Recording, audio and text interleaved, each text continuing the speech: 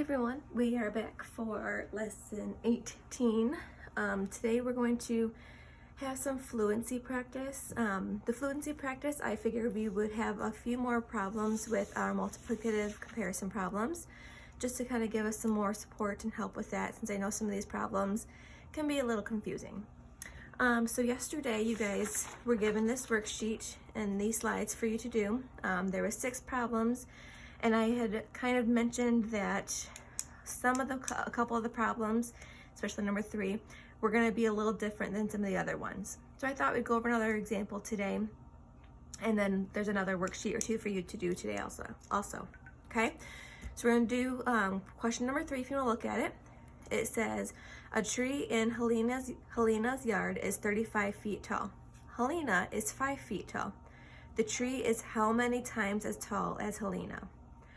Okay, so what this one is asking you, okay, we know that the tree is 35 feet tall, and then Helena is 5 feet tall.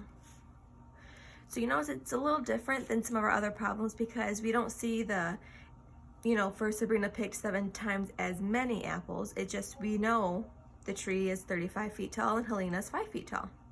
So this wants to know the tree is how many times as tall as Helena.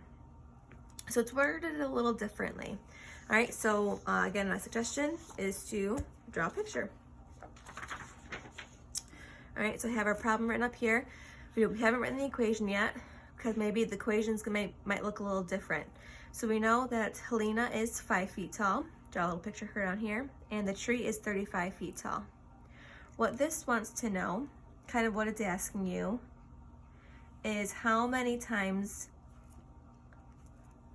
the tree is how many times as tall as Helena. So if this was our 5 feet,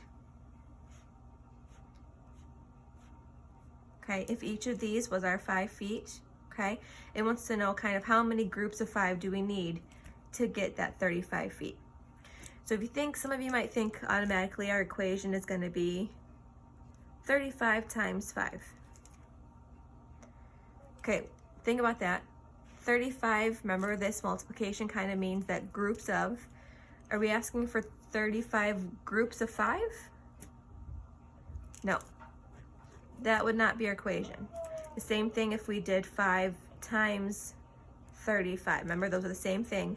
Are we asking for 5 groups of 35? So like 5 of these groups of 35?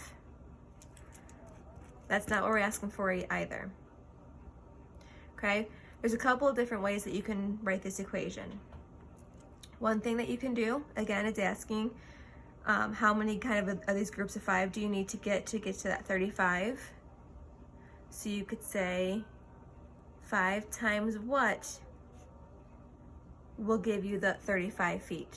That would be one equation that you can use. Okay, how many times do you need this group of 5 to reach 35?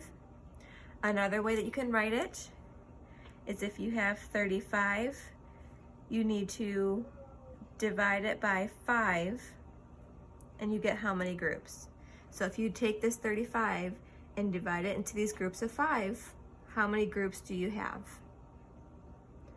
All right, so one thing that we can do when solving for this one, okay, we already have it kind of drawn out here.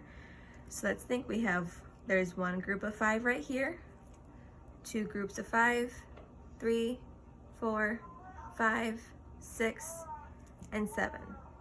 Okay, kind of like jumps. We have 1, 2, 3, 4, 5, 6, 7 groups of 5 will get you that 35.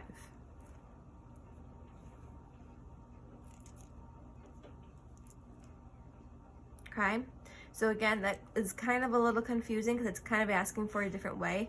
If you kind of turn your paper a little bit, you see we kind of use a number line here.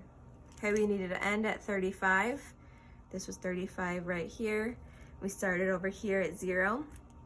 Okay, if we're doing jumps of 5,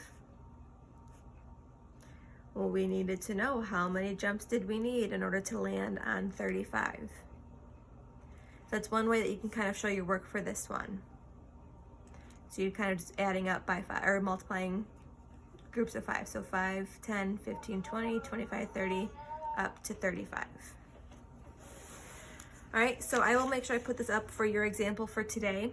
There is a couple more problems that you guys will be working on. You actually have 2 worksheets today that you'll be doing, but there's only 4 problems on each one, so I think you'll be able to handle it just as well. Okay, so just more multiplicative comparison problems. So you have 4 problems here. I will give you a hint that question number 4 is very similar to this one. And then you have 4 more problems solving multiplicative comparison problems. Again, you've got 4 more problems here. And then I believe question number 3 is similar to this one also. About Ursula and her storybook. And then Lake Chillin in Washington State.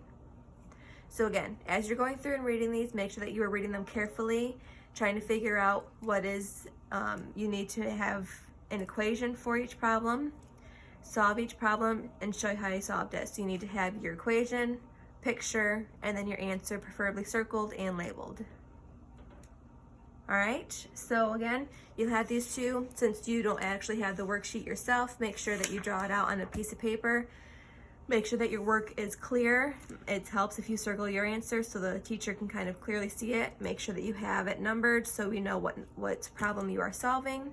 You might even want to show, like if this is page 1,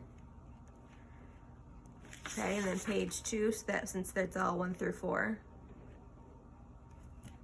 Okay, you can do that also, but again, make sure that you have it all clearly shown out, your picture, the equation, your answer nicely circled. You don't need to rewrite the problem. I just did that so that way it could, kind of be here, be a little easier for you guys to follow along with me. So you don't have to write out the problem, just make sure that you have the equation, picture, your answer circled and labeled. So like I'll need to label mine here. So the tree is how many times as tall as Helena? It is 7 times as tall. So that would be my label for that one. Because it's not really 7 feet, because that doesn't make any sense, but it's 7 times as tall. All right, so hopefully that makes a little more sense for you. And again, today's kind of just a more practice for our multiplicative comparison problems. So you've got 8 problems to do today. If you need more space, again, you can use more than 1 page notebook paper. Just make sure you take pictures clearly of all your work. Insert it onto the slides below, and we'll maybe go over some of this more tomorrow. All right, good luck, and make sure that you let your teachers know if you have any questions. Thanks, guys.